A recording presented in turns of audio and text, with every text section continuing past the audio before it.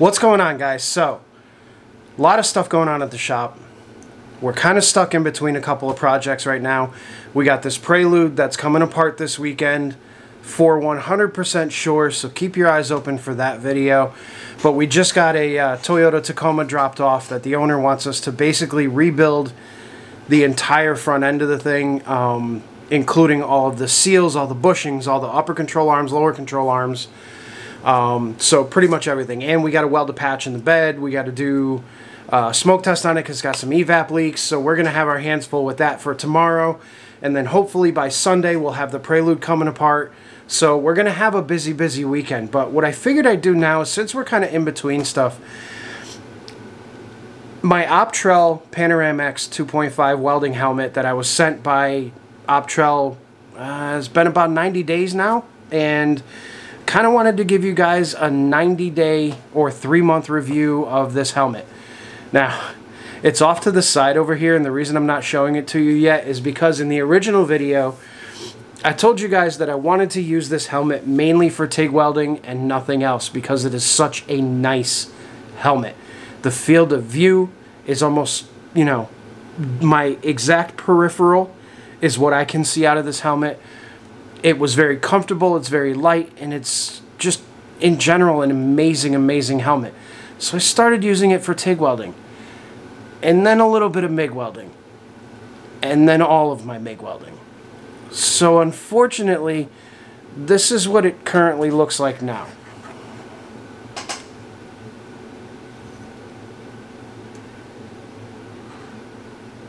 Now, I've used it through 3 Jeep frames, a bunch of exhaust system work. Now, you guys have to remember, most of my on-vehicle welding is done from underneath the vehicle.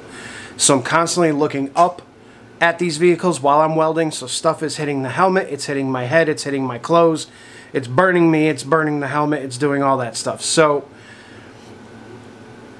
the helmet looks pretty bad, and I feel terrible because this helmet is so nice. But I mean, it's got literally, I don't know how well you can see that or if the camera will focus on it, but there's a burn mark right there. There's some more burn marks on top. There's tons of burn marks on the actual lens. There's a nice burn right there where a piece came down and actually sat on the helmet. There's burn marks all through here. So we used this thing. And we used it where I didn't want to use it. But one of the things that I can say about having this helmet for 90 days is that it has been probably the best helmet I have ever used. Now, let me give you an example why. The one thing that I truly love about this helmet right now is that when you're welding, let's just say you're MIG welding this piece right here. Now, if I'm MIG welding this piece right here, and I'm welding on the back side of it facing me, then the helmet will auto darken and will shield you from the arc. Now, if I start to weld around and I get to this backside and the arc becomes obscured from my vision by this side because I'm welding on this side, then what we're going to end up with is arc flashing, or the helmet flashing, or like my 3M did, anytime the arc was out of direct view of the face of the helmet would go into its light state and I'd get arc flashed. So what this one does is, in the automatic mode, which I keep it in all the time because it has been perfectly accurate, whether I'm welding at 20 amps or I'm welding at 200 amps. This helmet, when I start to go out of field of vision with the arc, especially when MIG welding, the helmet doesn't go into its light stage. It will lighten up, the shade will lighten up slightly, but it will not go into its light stage, and it has not one single time flashed me. Unless I forget to push this little button right here, which is for grind mode. Which, when you put it in grind mode, there's this nice blue light that flashes to tell you're in grind mode. But I still managed to somehow forget to push the button. But it has not one single time flashed me. Whether I'm out of direct field of view of the arc while TIG welding, MIG welding, or any of that. And that, to me, has been the reason why I've used this helmet 100% for every little bit of welding that I've been doing. I can't get over how well the automatic function works on this. And the fact that it doesn't flash me is incredible. And the other thing that I love about it too is, I don't know if you guys remember in the first video, but I told you guys that I was having an issue with the headgear. And I still kind of have that issue, where you put it up like this and you look down, and it just kind of does that. And then if you reach back here and you tighten it up, which I have done pretty much every day, you can bring it down still and it'll stay up now. It's fine, but you have to keep readjusting it. But the nice thing about this helmet that has really redeemed that quality is the fact that in its 2.5 shade light stage, you can see everything. So there's actually very little times that I've had to lift the helmet to get a good look at something. Most of the time I just have a little light that I put up and light the area that I'm working on, and that is sufficient enough at a 2.5 light shade that I can see pretty much everything. So I have really no need to lift the helmet. Most of the time I just leave it down and I do what I'm going to do. Grind mode is absolutely phenomenal, and some of these scars are from me grinding with it. The grind mode, keeping it in that 2.5 light stage, really lets you see what you're doing with it. I messed around with the delay function a little bit. I got it set about halfway. I've got the auto set to right around -0.5, which gives it a little bit lighter of a shade when I'm welding, TIG welding. But I haven't really had to mess with the settings. I keep it in auto mode all the time, and it handles it. I got the sensitivity set halfway. I have, you know, a few other odds and ends. Most everything is set almost like it was factory. The helmet's been amazing. Literally, like I said, the only gripe that I have with this helmet is the headgear not being secure enough and not having a detent. Like the 3M has a detent. When you pull it back, you feel it click, and then you have to flick it to get it off of that click, and then it'll come down. So you can actually set your headgear relatively loose. It goes into the detent, and then when you just a quick little nod, and it'll flip right down. This one, however, you have to tighten it up a little bit. You got to give it a you know, pretty significant nod. But again, there's a lack of you actually having to flip the helmet up in the first place, because you can just see through it. So I haven't. I got to clean this thing up, and I really need to put the other shade, or the other cover back on it. But you can literally see it just pops right off, and then you can pop a new one right on. Like, literally as easy as that. Just pop that right on there. Pop this side on.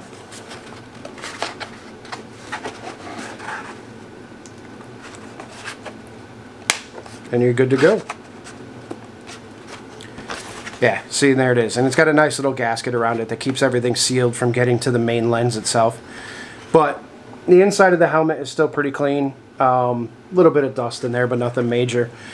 But yeah, so I've been literally using this helmet for every single thing that I weld, whether it be TIG welding, MIG welding, and anything else that I've done. I've even used it when I was torch cutting, plasma cutting. It's my go-to. It is literally my go-to. I didn't think it was going to be. I thought that my 3M was going to be the one that I used for MIG welding and everything else, but I tried that. 3M kept flashing me. The Optrel not flashing me. So I have to say, after 90 days of solid use with this helmet, I will never go back to my 3M unless I somehow destroy this helmet and I have no other choice. So I have the 3M, which is now mostly retired.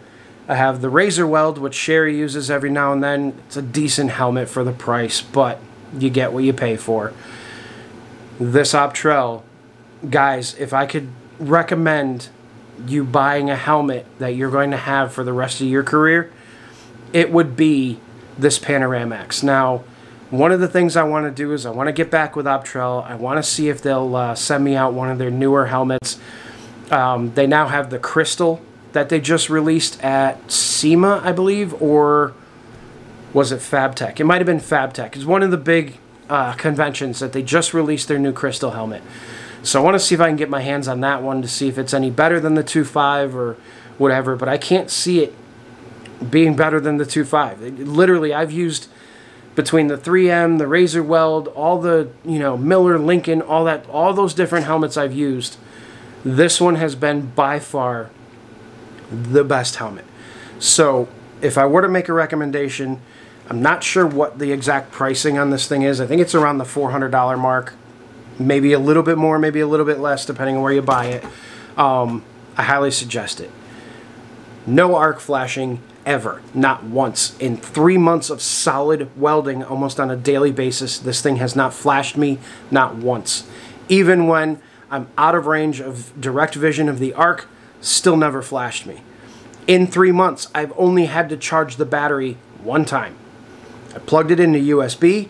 An hour later, it was completely charged. Literally, 90 days, one charge.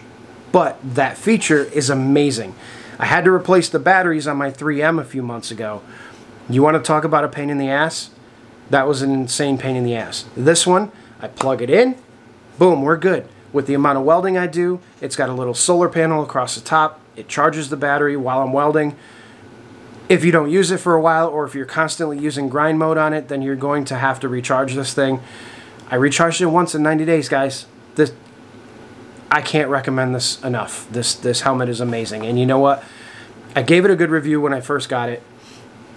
I wanted to make sure that I came back at you guys with another, hey, this thing's been in full use, and this is what I think of it. And so far, like I said, the downfall, the headgear. If they put a detent in the headgear, this would be the perfect helmet. It is light.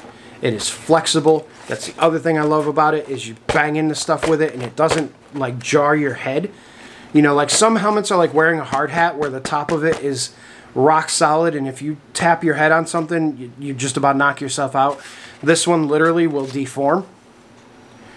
If you hit your head, it'll do all this stuff, and it's amazing. It weighs nothing. I don't even think this thing weighs a pound. If it weighs a pound, then I'm giving it a lot, but it doesn't weigh much of anything. So yeah, here's one more look at how badly we've managed to hurt this thing. And it is still the most amazing helmet on the face of the planet. So, hope you guys enjoyed this video. That was my 90 days with the Optrel Panoramaxx 2.5. I'm going to put a link in the description to their website.